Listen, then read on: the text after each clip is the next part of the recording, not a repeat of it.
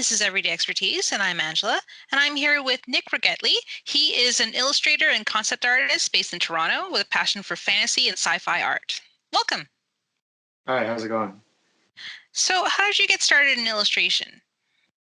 Um, so basically, I was looking at schools in high school to apply to, universities, and I found OCAD, which is in Toronto, Mm-hmm. and it was kind of, I didn't really know too much about which kind of schools I should go to. Um, so I kind of applied to the illustration program, mostly because it seemed like the closest program to kind of developing my artistic skills. Mm-hmm. And once I was in school, then I kind of came to see different kind of avenues for how to become an actual artist, professional artist, I guess. Um, so I started listening to kind of professional fantasy illustrators do podcasts and blogs and stuff like that. And I sort of came to realize I wanted to be an illustrator, specifically in kind of the fantasy sci-fi genre. Mm-hmm. More than my program at school was mostly focused on sort of editorial work. So I was kind of diverging from my schooling, but some of my schooling did help with my illustration career, but a lot of it came from kind of my own delving into different websites and resources online. Mm-hmm. Yeah. Cool. So, what are your preferred mediums? I like to do painting as well as kind of digital painting. So, like in terms of traditional techniques, I often use oil paints when I go. Sometimes I do these kind of plein air trips to different parks, and I go on hikes and stuff. You can kind of see one of my paintings up here a little bit. So I try to do studies of kind of the environment and stuff to take into my digital painting. So I'll often do, yeah, mostly oils, and, sketches, obviously. And then a lot of my professional work is digital. So that's what I'm most comfortable with. But I do enjoy doing oil painting as well. That's interesting. So, how do you feel that your illustration work differs from your concept work?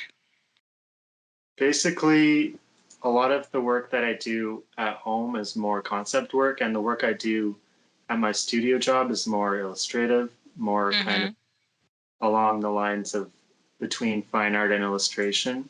So when I go home, I kind of tend to look at more artists that are concept artists and kind of get in that mindset and try to get freelance work that's more into the concept side, because that's what I also want to do.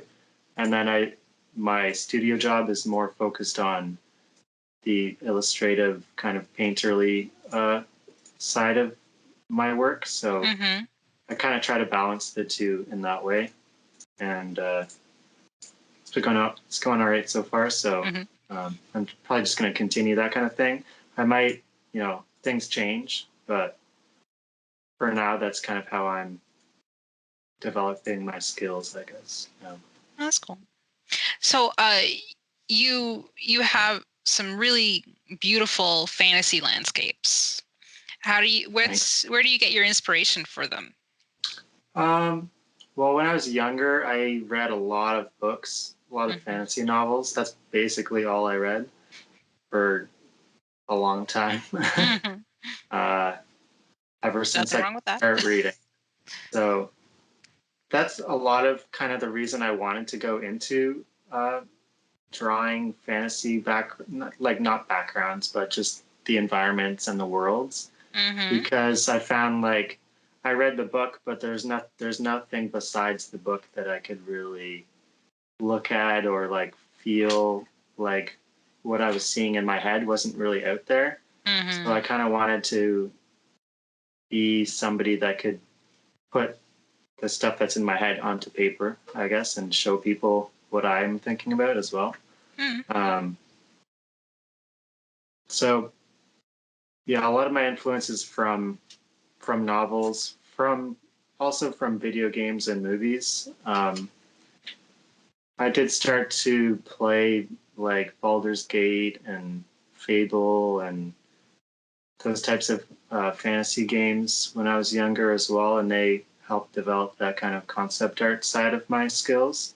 Um, I also do a lot of hiking and kind of camping in the summers, which definitely helps kind of get that feeling of naturalism in my paintings because I always see like how stuff's happening in the real world on the hikes that I go in, like the way that the light's hitting the trees and the type of plants that grow in certain environments and all that kind of stuff definitely helps when you're building worlds because you want the world to be like cohesive and feel like a real place.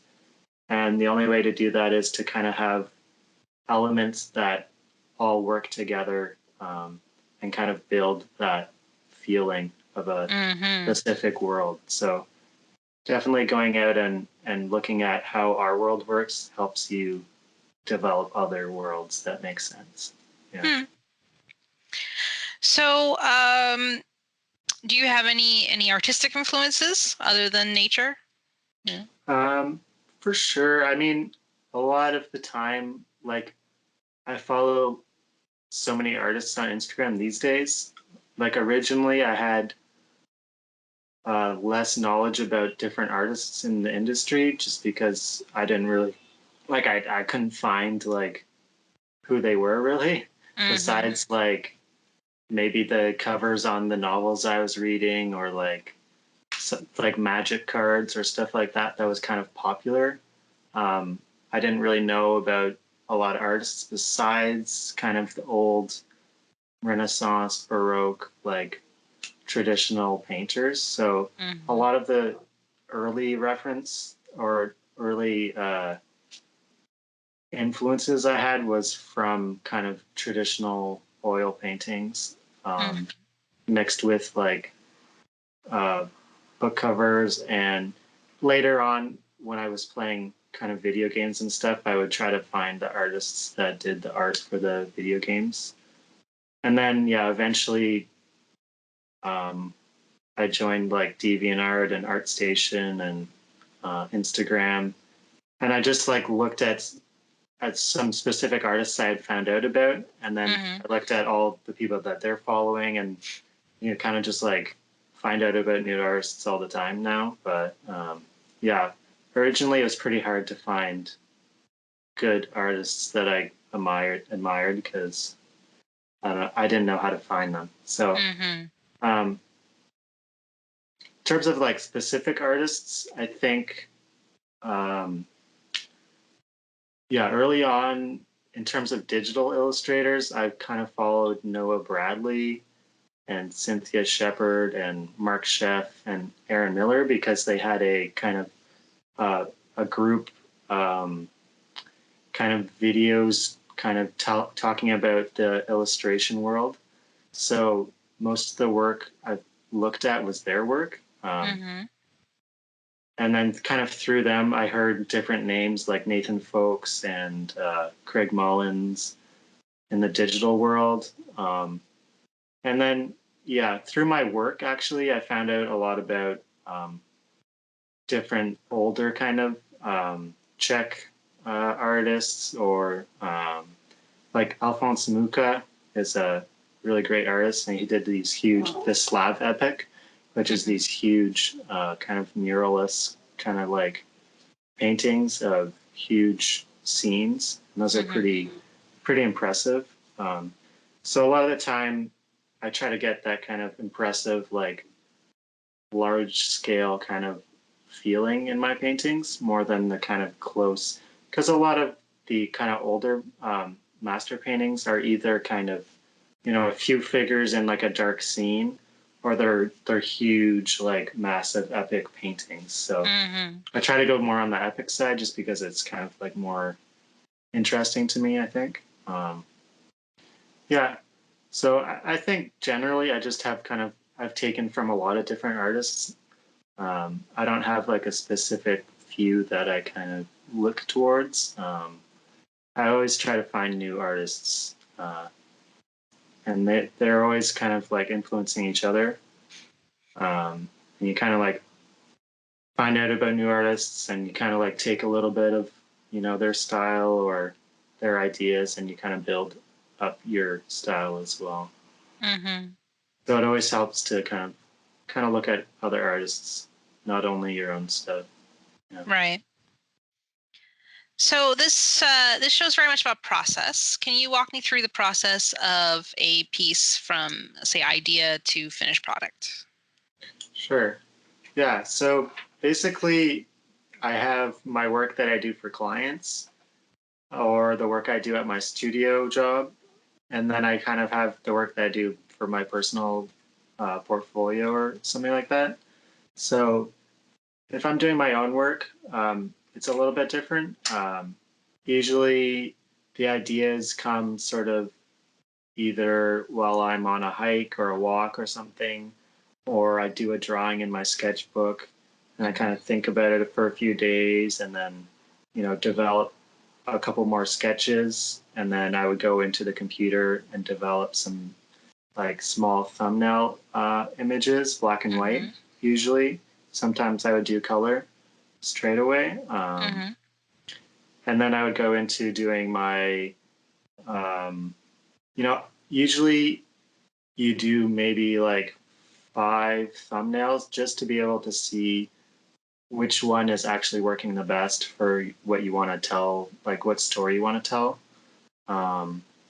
So you like usually I'll have like an image in my mind of what I want to do, and then it's just a matter of getting the right kind of angle and shot, and kind of maybe thinking about the characters that might be in it, or the type of world, and then I'll do those thumbnail sketches. And then after that, I'll choose one. I'll do some research on, you know, what type of rocks and trees and, you know, what type of colors might be in that environment. I'll look at some other paintings that I think would have a similar color palette to what I want to do. Look at kind of some master paintings or some photographs, and then I'd come up with a color comp of the idea, and then from that I would go straight to the final.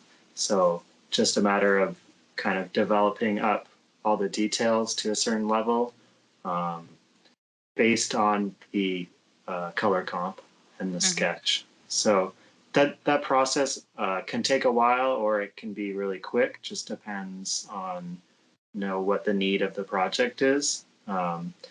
But if I'm doing it for work or for a client, it's a little bit different because they're giving me the idea. So I already have the brief or whatever that is that they give me. And then from that, sometimes they might even already have sort of a composition in mind. And then I have to develop certain thumbnails that still show that vision for them, but give them some other options. Because, you know, not all the clients are artists, so they have something in their mind, but it might not be the best way to show that vision. So you kind of have to give them a couple of different kind of ways of thinking about what their story is or whatever. So in that sense, usually what happens is like the client chooses like 2 of your sketches and then says combine them. That's like a common occurrence. So yeah, and that way, usually it's straight to thumbnails.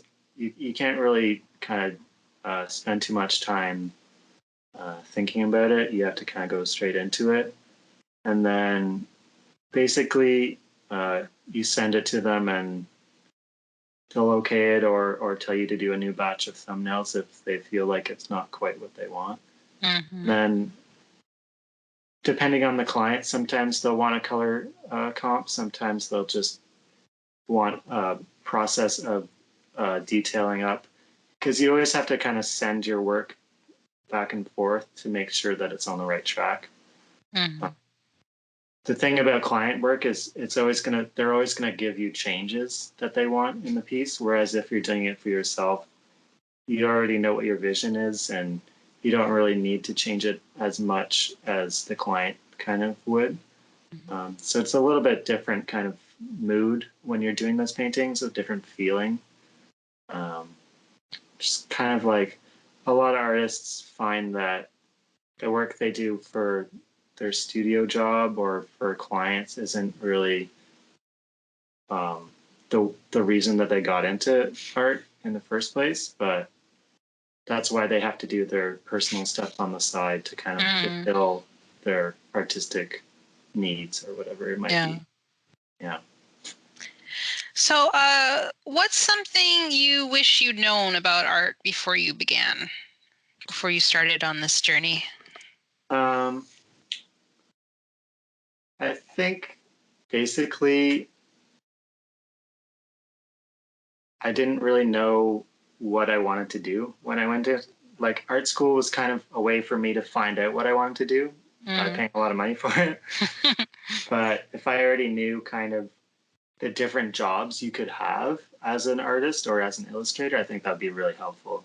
But in high school or even at the start of university, there wasn't really a lot of resources telling me like you could work in animation as a visual development artist or doing backgrounds or working as a concept artist or even just like all the different types of jobs you could have doing video game work or doing work for films or stuff like that wasn't really available to me. So it kind of took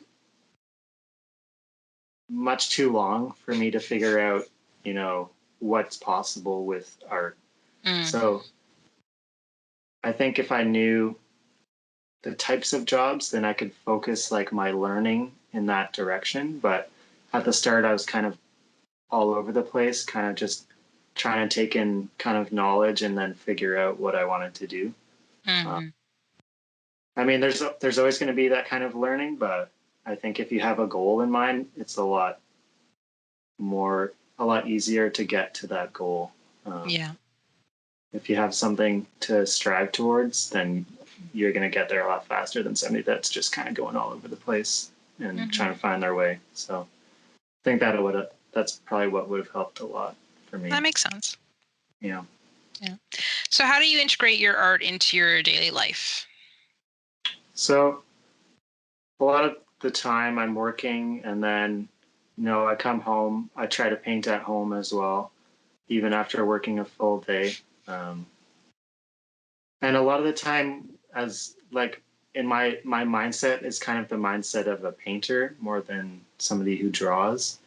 So even like just walking around the city or just going like on a walk around my neighborhood or in the park, I always kind of try to see colors and lighting and try to remember that for my paintings. So I'm always kind of seeing the world as if like, how would I actually paint this in my paintings? So I think thinking about the world in that way really helps you develop your painting skills because you can see, the texture of certain objects and how you would paint that, how the light affects certain things. So you have to always be kind of thinking in that way. And that's kind of just like a mindset that happens once you start painting because you have to, physically painting, you have to mix the colors. So you have to think about like what few colors you have to mix together to get this color. And just looking around, you have to like think about everything in that way. And then it kind of just starts to be your basic mindset all the time. So in that way, yeah, I'm always thinking about art, I think. I do try to keep drawing. Sometimes it's hard to manage, after your work day to find the energy. But definitely on weekends, I try to, go out there and draw something or paint something. Or weeknights, try to work from my imagination more. Because a lot of the time when you work at a studio job, it's kind of refining details and kind of getting to that polished level. which isn't like much of the creative side, and at least in my job. But certain jobs, if you're the concept artists, you're going to be doing more of the creative work. But currently at my job, it's more of sort of the painting to get it to like a rendered final product. And then at home, I'll do more of the imaginative kind of concept work, which is more kind of fulfilling usually. Yeah, basically that's how it is for me. Yeah. So what's your favorite aspect of art, of making art? I think there's a couple aspects I really enjoyed.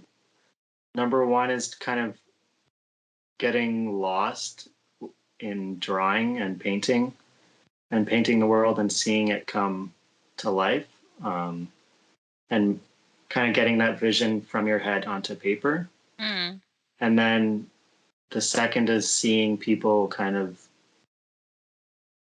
enjoying your work, and kind of also kind of like getting into your world, because a lot of the time, you draw for yourself, but it's really nice to see other people are also enjoying what you're doing, and kind of makes you feel like you want to keep painting, kind of pushes you forward. So yeah, when I'm lost in thought, that's kind of what I love about it, because it's kind of like how I feel when I was reading those fantasy novels when I was younger. You kind of like get lost in the author's world, and you kind of imagining everything, and then being able to put that on paper is really wonderful, I think. Being able to imagine something and actually output it is really the reason that I got into it. So that's kind of my goal, was to do that. So that's pretty cool. Yeah. So is there anything, do you have a least favorite aspect? Is there anything that frustrates you?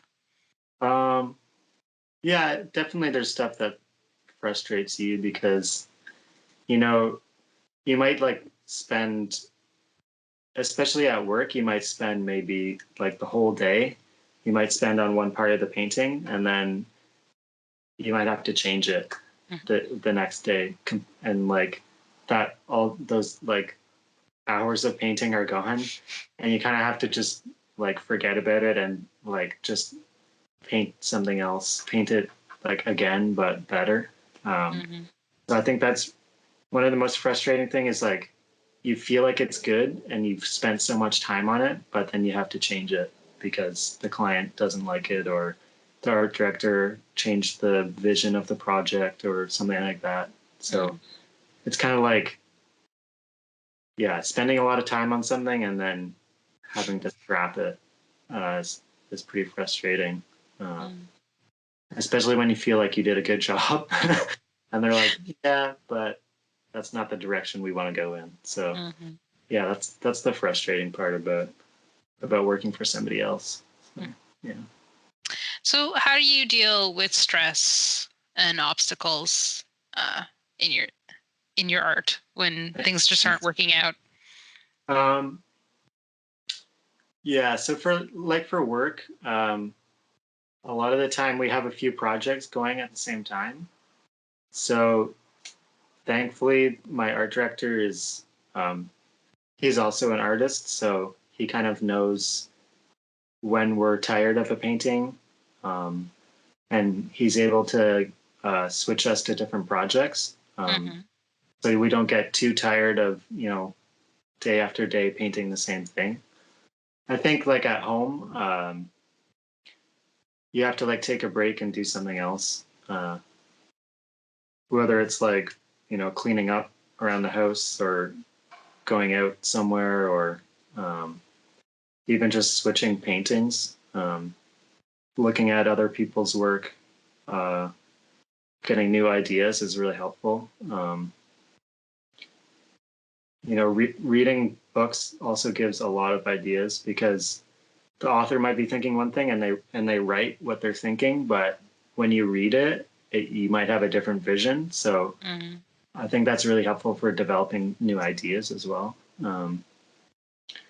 Yeah, just kind of stepping away from the art for, if it's a personal piece, you might be able to step away for a week or a month even, and work on something else and come back to it. But if you're working for your client, you're kind of pressured a little bit more to within a timeline. So, Mm-hmm. you know, sometimes you might get stressed during a project, and you kind of got to remember like why you're doing the art.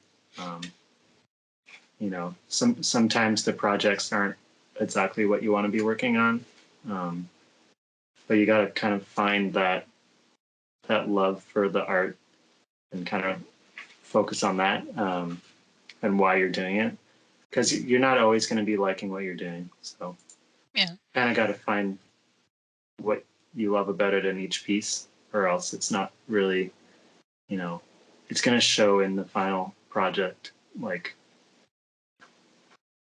That you weren't that into it, kind of thing. Yeah. Yeah. So do you ever get block? Do you get creative block at all?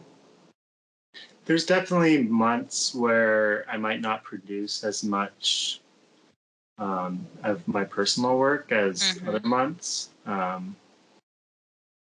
think usually it's just a matter of I have like a level of energy at work, or creative juices or whatever it might be.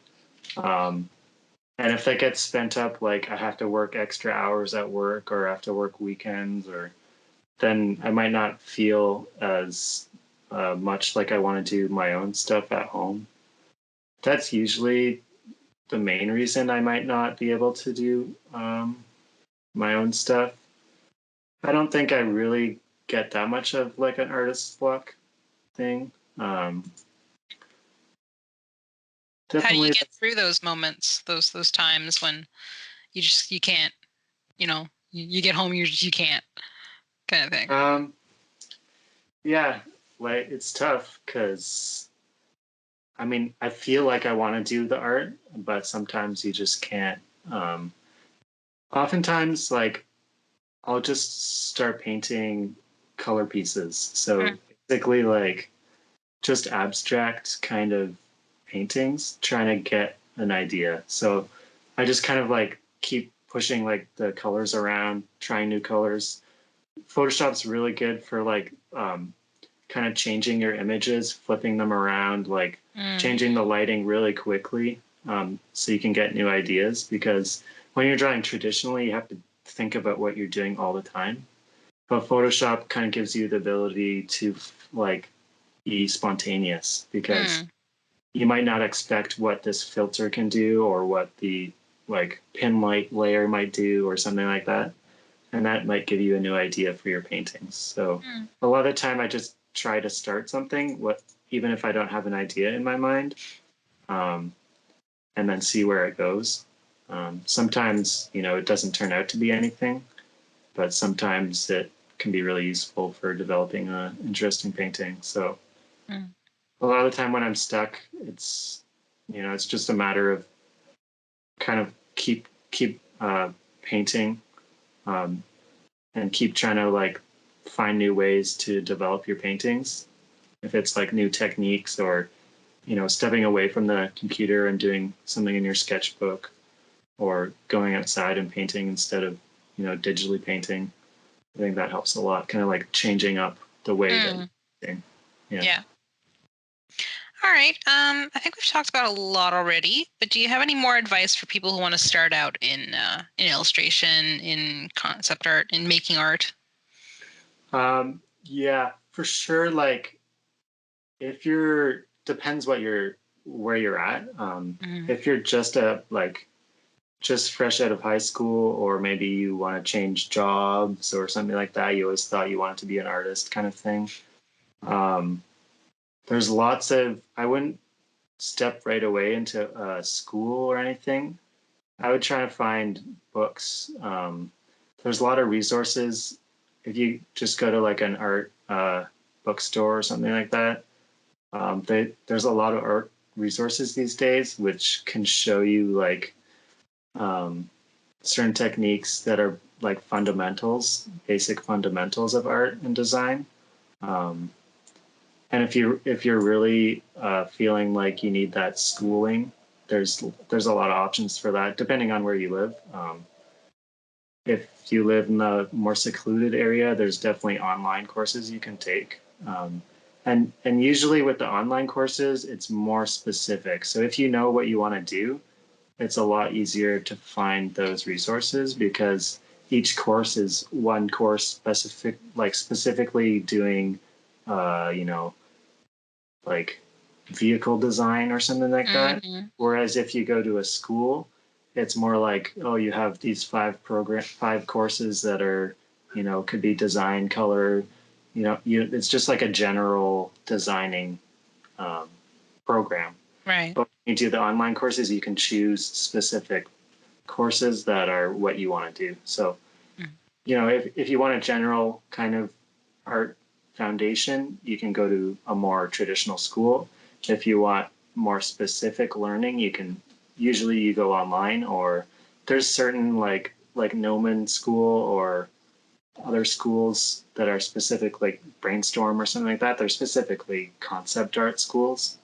There's a few more popping up these days. Mm. Um, I'm going to be teaching at one actually in Toronto that they started a few years ago now. I think maybe 3 or 4 years ago, and um, they're called Talent Tree School.